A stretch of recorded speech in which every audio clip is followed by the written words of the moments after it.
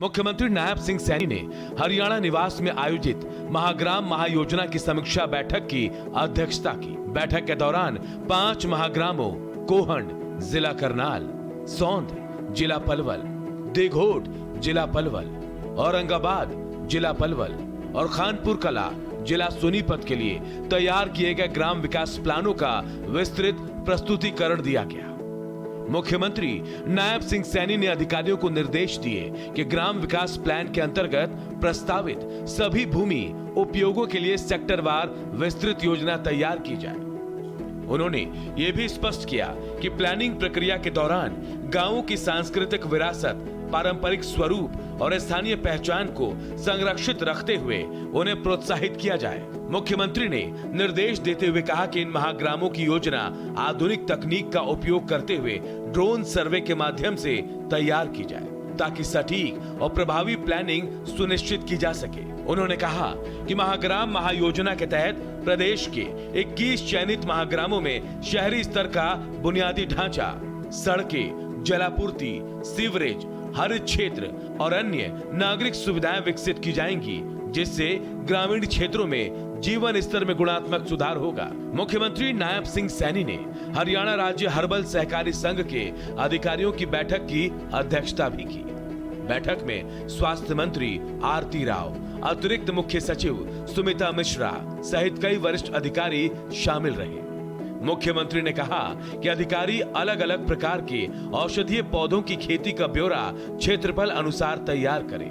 इसके अलावा ये भी अनुमान लगाएं कि किस क्षेत्र में कौन से औषधीय पौधे आसानी से उगाए जा सकते हैं ताकि किसानों को प्रेरित किया जा सके। उन्होंने कहा कि राज्य में औषधीय पौधों की खेती के लिए उपयोग की जाने वाली भूमि सहित किसानों की संख्या का ब्यौरा भी विस्तार से तैयार किया जाए ताकि ऐसे किसानों को एक क्लस्टर में लाया जा सके। मुख्यमंत्री ने कहा कि राज्य सरकार जल्द ही प्रदेश में औषधीय पौधे उगाने वाले किसानों को मार्केटिंग तक की बेहतर सुविधाएं उपलब्ध करवाएगी ताकि प्रदेश में मेडिसिनल पौधों की खेती को बढ़ावा दिया जा सके। उन्होंने कहा कि राज्य में 4,557 हेक्टेयर औषधीय पौधों की खेती की जा रही है, जिनमें आंवला, एलोवेरा, स्टीविया, मुलेठी, शतावरी, तुलसी, अश्वगंधा, हरड़, बेलपत्र, हल्दी आदि शामिल हैं। उन्होंने कहा कि आयुर्वेदिक दवाएं रोजगार सृजन से जुड़ी हैं और स्वस्थ वातावरण के साथ किफायती भी हैं। इसीलिए इनकी सरलीकृत खरीद प्रक्रिया और व्यापार करने के लिए सुधार अनिवार्य है।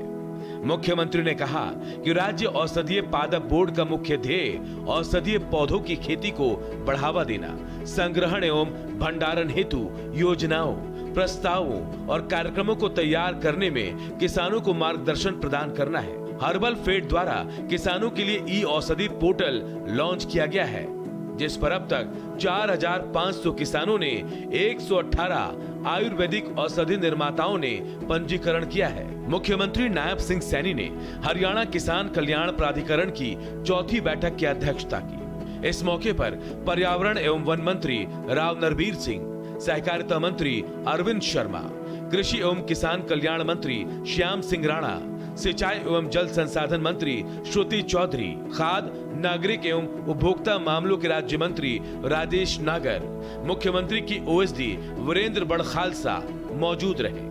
बैठक के बाद मुख्यमंत्री द्वारा मत्स्य पालन विभाग की पुस्तिका report of working group on fisheries development in Haryana का विमोचन भी किया गया।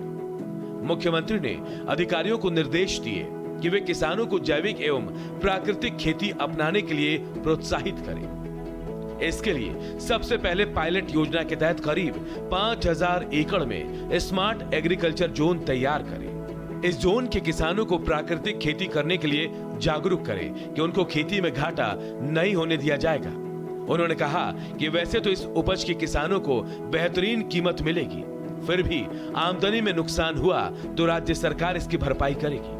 उन्होंने अधिकारियों को निर्देश दिए कि प्राकृतिक खेती की उपज के प्रमाणीकरण के लिए जल्द से जल्द एक लैब स्थापित करें ताकि प्रमाणित फसल के अच्छे दाम मिल सके। उन्होंने अधिकारियों को उक्त स्मार्ट एग्रीकल्चर जोन में जल प्रबंधन करके सूक्ष्म सिंचाई की प्रणाली को अपनाने की बात कही। उन्होंने अधिकारियों को फसलों के उत्तम किस्म के बीज तैयार करने के निर्देश दिए।